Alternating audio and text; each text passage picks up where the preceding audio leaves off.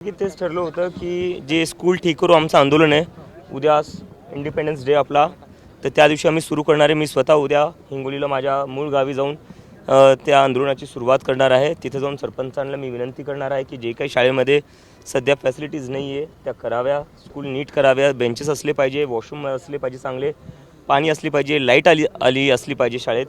आणि असंच आम्ही जेवढी आमची टीम आहे सगळी देशभरात असे प्रत्येक ते त्यांच्या गावी जातील आणि तिथं जाऊन सरपंचांना आणि गावकऱ्यांना रिक्वेस्ट करतील, कारण की आम्हाला हे सगळ्यांच्या सहभागाने करायचं आहे, सगळ्यांना सोबत घेऊन करायचं. आणि मला नक्की वाटतं की हा एक असा मुद्दा आहे, गावातल्या ज्या शाळा आहेत त्याच्यासाठी सगळा देश एकत्र येईल.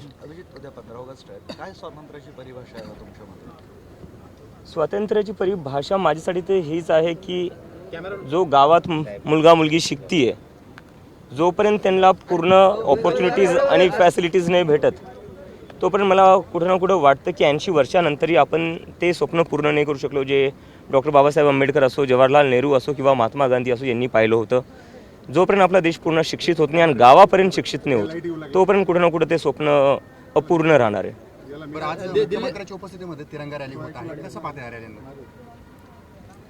झाली पाहिजे. आता तिरंगा रॅलीवर काय, झालीच पाहिजे. ती स्वातंत्र्याचा दिवस आहे उद्या आपला, ते झालंच पाहिजे. पण कुठं ना कुठं शिक्षणावरही थोडं लक्ष दिलं पाहिजे. कधीपर्यंत आपल्या गावाकडची, म्हणजे आता सगळ्यात जास्त महाराष्ट्रातनं व्हिडिओ येत आहेत जे लहान मुलांचे येत आहेत. आणि व्हिडिओ काय येत आहेत, मुली म्हणतात 7-7 किलोमीटर दूर जावं लागतं, रस्ता नाही आहे. थोडं याच्यावर पण लक्ष दिलं पाहिजे. एक वेगळा प्रश्न आहे. सरन्यायाधीश सूर्यकांत यांच्या विरोधात आंदोलन करणाऱ्या हैदराबादच्या नालसर युनिव्हर्सिटी ऑफ इंडियाच्या विद्यार्थ्यांना देशभरात आता वकिलीसाठी नोंदणी करता येणार नाही. बार काउन्सिल ऑफ इंडियाचे अध्यक्ष मनन मिश्रा यांनी हा निर्णय घेतलेला आहे. काय तर फक्त त्यांनी आंदोलन केलं सीजे नाही, काल तो आम्ही जेव्हा म्हणलं की आम्ही प्रोटेस्ट करू त्याच्या एका तासानंतर त्यांनी ते वापस घेऊन टाकलं, माघार घेऊन. अशा पद्धतीचा निर्णय घेणं घेत नाही, हे या लोकांची मेंटॅलिटी आहे ना, कुठे ना कुठे एक तानाशाही मेंटॅलिटी आहे की आमचा कोणी विरोध केला तर आम्ही तुम्हाला काहीच करू देणार नाही, तुमचं करिअर आम्ही संपवून टाकू. तर त्याच मेंटॅलिटीने कालचा तो निर्णय घेण्यात आला होता.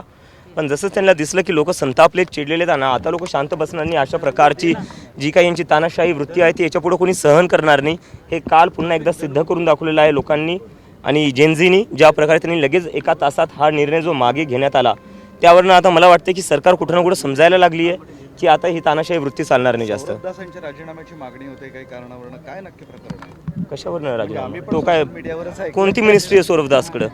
कशासाठी राजीनामा? पक्षातून बाहेर व्हावं म्हणून. कशासाठी? नाही, तर काय कॉन्ट्रोवर्सी आहे ते कळत नाहीये म्हणून तुम्हाला विचारतोय. उगाच काही नाही काहीच नाही. सीजीपीची बैठक होती दिल्लीत, त्यावेळेस तुम्हाला हॉल उपलब्ध करून दिला होता, दबाव टाकण्यात होता, नेमका काय आरोप होता?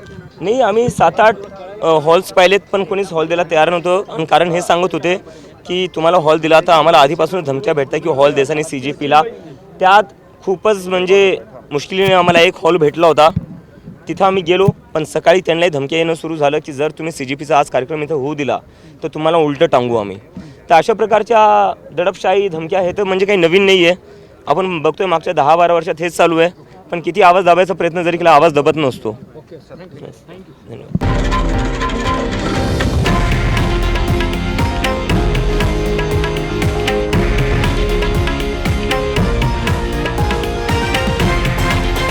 हे आहे देशातील नंबर 1 न्यूज नेटवर्क आणि आपण पाहत आहात TV9 मराठी, एकमेव.